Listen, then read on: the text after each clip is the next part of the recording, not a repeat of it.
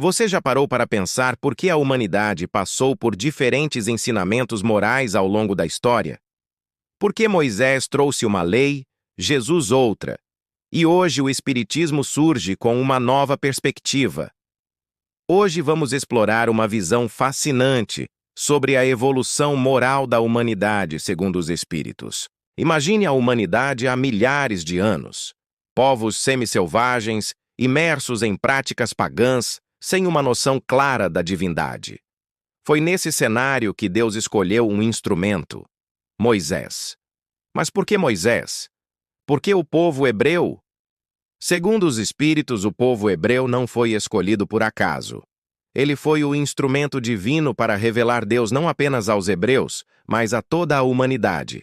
Cada sofrimento, cada tribulação daquele povo tinha um propósito maior: chamar a atenção do mundo e rasgar o véu que ocultava a divindade. Os 10 mandamentos que Moisés trouxe continham o germen, a semente, da moral cristã mais ampla que viria depois. Mas havia um problema. A humanidade daquela época não estava preparada para compreender essa moral em toda a sua pureza. Pense nisso. Eram povos que só conheciam a adoração através de sacrifícios materiais, de holocaustos. Como falar de perdão ao inimigo para quem só entendia a lei de talião, olho por olho, dente por dente?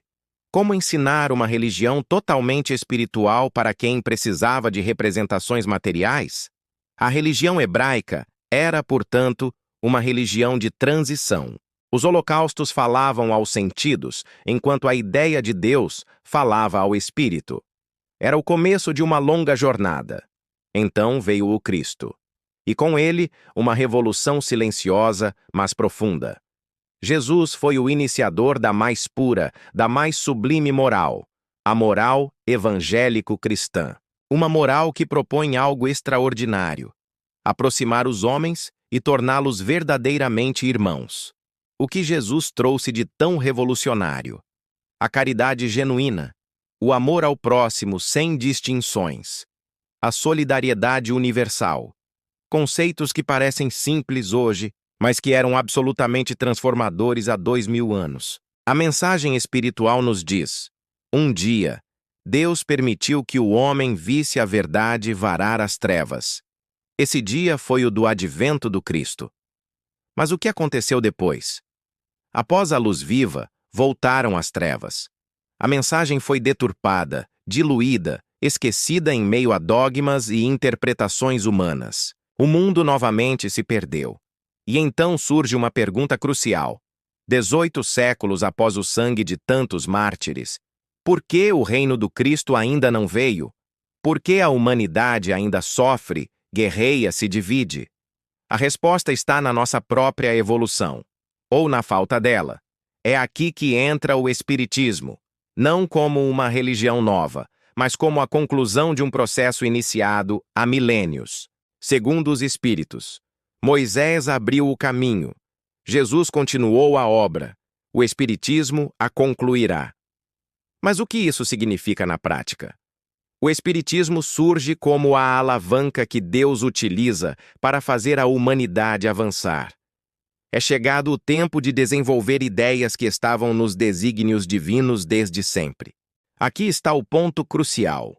O mundo moderno se perdeu porque a ciência se desenvolveu às custas da moral. Conquistamos o bem-estar material, mas em que estado está o nosso espírito? Os espíritos nos alertam. Como sabeis, cristãos, o coração e o amor têm de caminhar unidos à ciência. O espiritismo é de ordem divina porque se assenta nas próprias leis da natureza. Ele não vem destruir o que veio antes, mas completar, esclarecer e atualizar para uma humanidade que agora pode compreender. Mas não se enganem. Essa transformação não virá sem lutas. A mensagem é clara. Não se acredite que esse desenvolvimento se efetue sem lutas. As ideias precisam de abalos, de discussões, para atingir a maturidade e atrair a atenção das massas. Assim foi com as ideias de liberdade. Assim será com a evolução espiritual. Os espíritos nos dizem: o mundo está abalado em seus fundamentos. reboará o trovão. Sede firmes. Não é uma ameaça, é um aviso amoroso. A revolução que se prepara é antes moral do que material. Não é sobre guerras ou catástrofes, é sobre uma transformação interior que se refletirá em toda a sociedade. E cada um de nós tem um papel nessa transformação. O texto usa uma metáfora linda. Não constrói a formiga o edifício de sua república? Imperceptíveis animálculos não elevam continentes? Você pode pensar, mas eu sou apenas uma pessoa. O que posso fazer? A resposta espiritual é clara. A frase "somos pequenos" deve carecer de significação para nós. A cada um sua missão, a cada um seu trabalho. Sem grãos de areia não existiriam montanhas. Então, para onde vamos?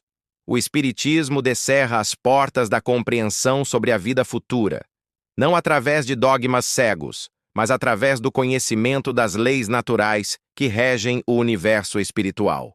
Os tempos chegaram. A nova cruzada começou. Não uma cruzada de guerra, mas de paz universal. Somos chamados a olhar e marchar para frente. Por quê? Porque a lei dos mundos é a do progresso. E nada, absolutamente nada, pode deter uma ideia cujo tempo chegou. A pergunta que fica é: você está preparado? Ou será como as virgens loucas da parábola, apanhado desprevenido à chegada do esposo? A escolha é de cada um, mas o convite está feito.